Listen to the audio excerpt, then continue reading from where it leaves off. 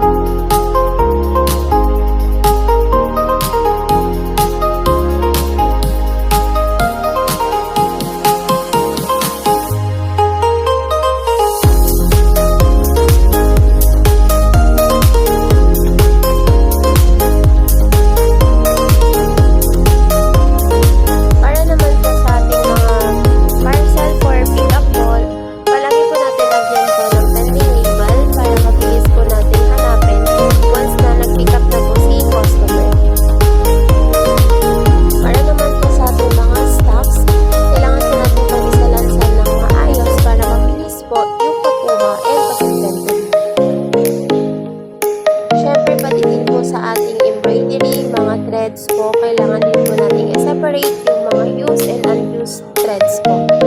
Linisan din po natin yung ating mga machines para iwas sira po ito.